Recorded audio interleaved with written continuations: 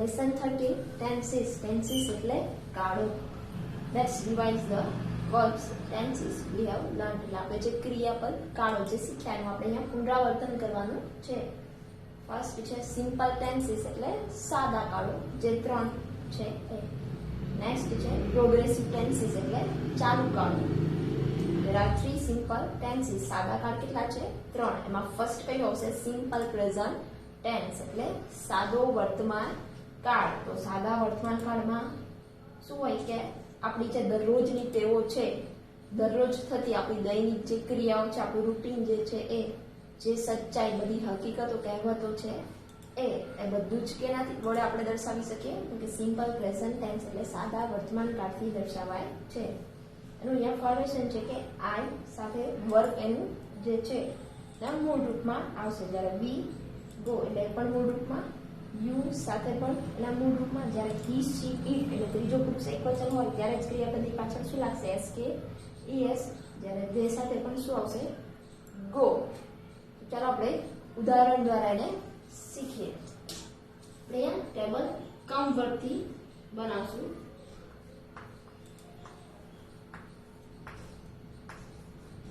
First પર્સનમાં first શું આવશે? સિંગ્યુલરમાં pronoun આઈ. તો આઈ સાથે શું આવશે? કમ. આઈ કમ એટલે હું આવું છું. ફર્સ્ટ પર્સનમાં જ પ્લુરલમાં તો એમાં કયું આવશે? વી. તો વી સાથે પણ શું આવશે? વર્બ એના મૂળ રૂપમાં એટલે કમ, અમે આવીએ છીએ. સેકન્ડ પર્સન એમાં કયું પ્રોનાઉન આવે સિંગ્યુલરમાં? તો કે યુ. યુ સાથે પણ વર્બ એના મૂળ રૂપમાં આવશે એટલે શું આવશે? કમ. યુ કમ એટલે તમે આવો છો. સેકન્ડ પર્સન એનું પ્લુરલ એટલે એમાં પણ શું આવે? યુ. તો યુ સાથે પણ શું આવશે? કમ એટલે તમે આવો છો. થર્ડ પર્સન સિંગ્યુલર એકવચનમાં કયા કયા સર્વનામ આવે? કે હી, શી અને ઇટ. સાદા વર્તમાન કાળમાં થર્ડ પર્સન સિંગ્યુલરમાં હી, શી અને ઇટ.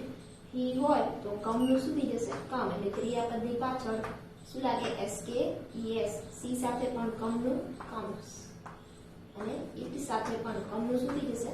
કમ્સ એટલે તમે આવો છો. અને થર્ડ પર્સન એનું પ્લુરલ એટલે એમાં શું આવશે? ધે. તો ધે સાથે શું આવશે? કમ એટલે તમે આવો છો.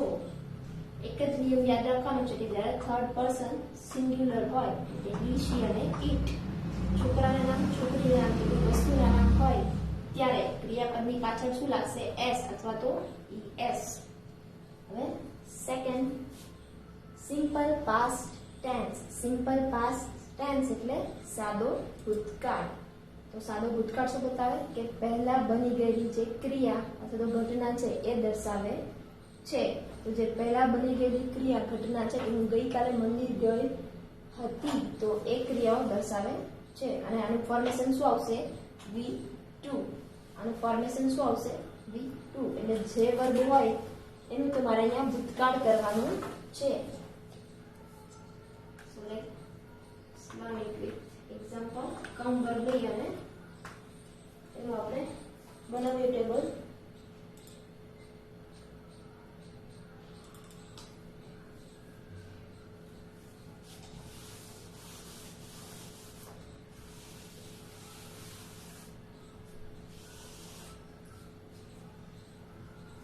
કમ વર્બ છે તો એનાથી ફોર્મેશન આમાં શું આવશે? V2. એટલે જે વર્બ તમને આપ્યું હોય સાદા ભૂતકાળમાં જે વર્બ છે એનું તમારે શું કરવાનું છે? ભૂતકાળ. કમ વર્બથી ટેબલ બનાવીએ તો આઈ સાથે કમનું શું થઈ જશે? કે. એટલે અમે આવ્યા. યુ સાથે કમ એનું ભૂતકાળ એટલે શું થઈ જશે? કે. તમે આવ્યા. હી સાથે કમનું ભૂતકાળ એટલે કે. એટલે એમાં પણ શું આવશે? તમે આવ્યા. શી કમ એનું ભૂતકાળ એટલે શું આવશે? કે. તેણી આવી. અને ઇટ કમ સાથે અહીંયા પણ કે એટલે તે આવ્યું. વી સાથે કમનું ભૂતકાળ એટલે શું આવશે? કે. અમે આવ્યા. યુ સાથે કમનું ભૂતકાળ એટલે શું આવશે? કે. તમે આવ્યા. અને દે સાથે કમનું ભૂતકાળ એટલે કે. તેઓ આવ્યા. Okay. Now third tense simple future tense એટલે સાદો ભવિષ્ય પ્રાણ. તો ભવિષ્યમાં થનારી જે ક્રિયાઓ છે એ બતાવે છે કે આવતીકાલે હું મંદિર જઈશ. તો આવતીકાલે જવાનું છે, તો ભવિષ્યની ક્રિયા બતાવવા કયો કાળ વપરાશે? તો કે સિમ્પલ ફ્યુચર ટેન્સ. એનું ફોર્મેશન આપણે શું લઈ શકીએ કે share or will plus V1. આઈ અને વી બંને સાથે શું વાપરવાનું? શેર. જ્યારે બાકી બધામાં શું વાપરવાનું હોય છે? વિલ. અને વર્બ જે છે મેઇન વર્બ એના મૂળ રૂપમાં જ આવશે. તો આઈ શેર ગો એટલે હું જઈશ. વી શેર ગો એટલે અમે જશું. યુ વિલ ગો તમે જશો. યુ વિલ ગો તમે જશો. હી શી ઇટ વિલ ગો એટલે તે જશે, અને they will go એટલે તેઓ જશે. So let's take one example.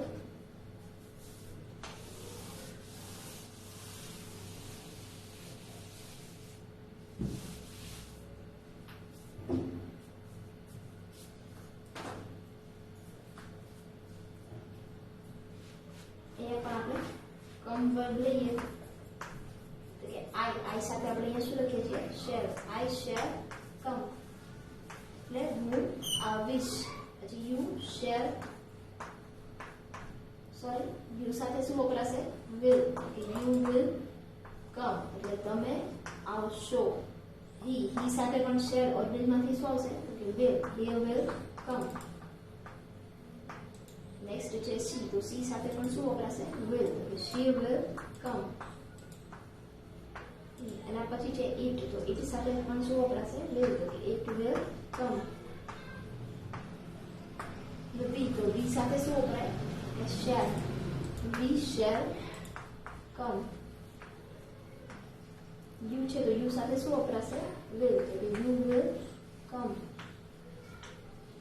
દે. તો દે સાથે પણ શું આવશે? વિલ. દે વિલ કમ એટલે તેઓ આવશે. Now let's see another tense, which is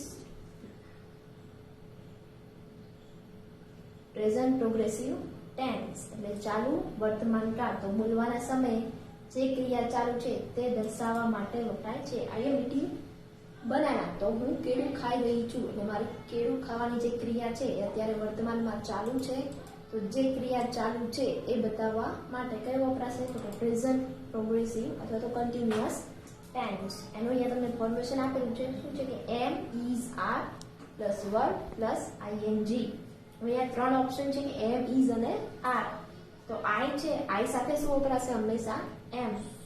જ્યારે પ્લુરલના પ્રોનાઉન હોય વી, યુ અને દે, તો વી, યુ અને દે ત્રણ સાથે શું વપરાશે? તો કે આર. અને હી શી ઇટ સિંગ્યુલર જે છે એની સાથે શું વપરાશે? ઇઝ. જે વર્બ આપ્યું હોય એની પાછળ શું લગાડવાનું? આઈએનજી. એટલે ગો વર્બ છે અહીંયા, તો ગોની પાછળ આઈએનજી લગાડો એટલે શું થઈ જશે? Going. I am going, we are going. You સાથે શું વપરાય? આર એટલે you are going, you are going. He she it singular છે તો એની સાથે શું વપરાશે? ઇઝ એટલે he she it is going. અને દે પ્લુરલ છે તો એની સાથે શું વપરાશે? આર એટલે they are going. So let's see with an example.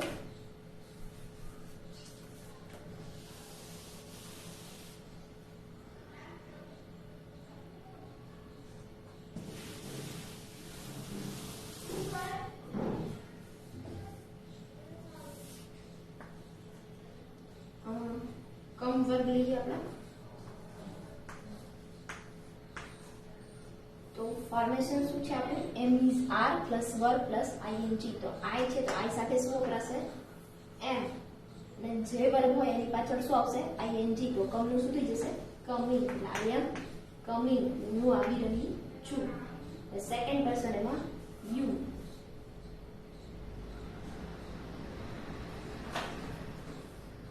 Second person એમાં યુ. તો યુ સાથે એમ ઇઝ આર માંથી શું વપરાય?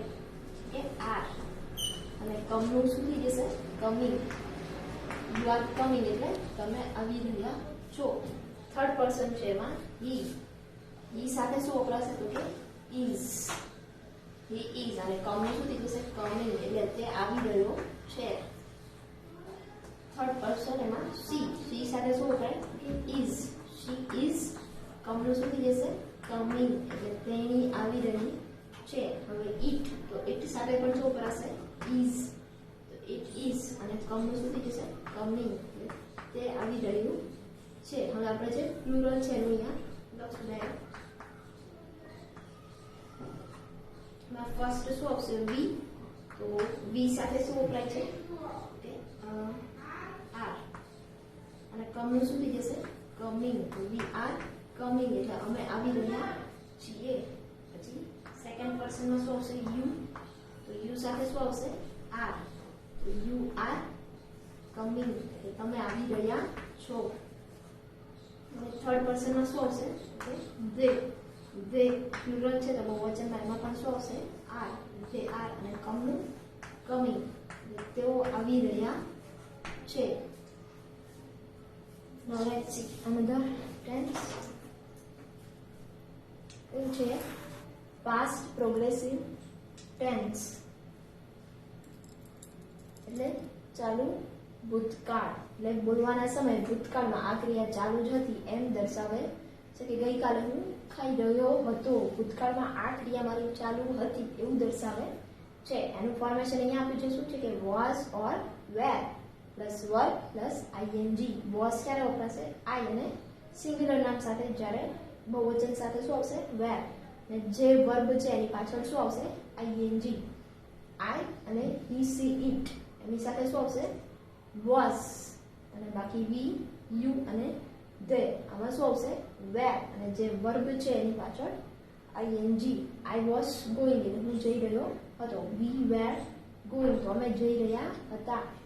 You were going તમે જઈ રહ્યા હતા. He she it was going એટલે તે જઈ રહ્યું હતું. અને they were going એટલે તેઓ જઈ રહ્યા હતા. So let's see an example.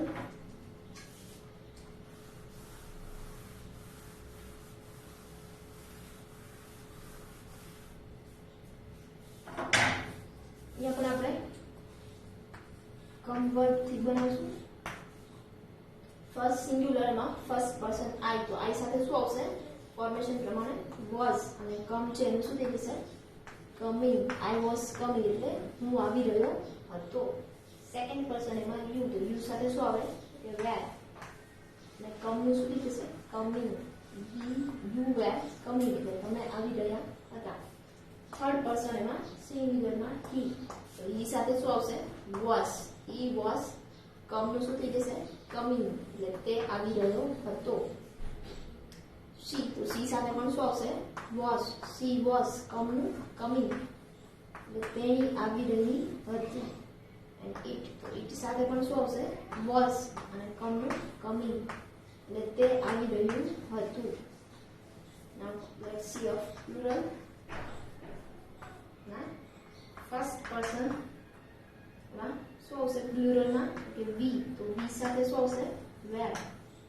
વી વેર કમનું શું થઈ જશે?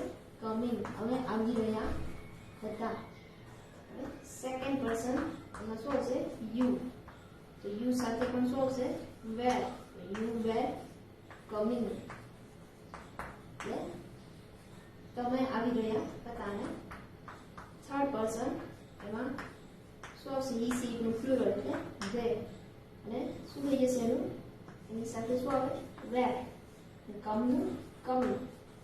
ધે વેર કમિંગ એટલે તેઓ આવી રહ્યા હતા.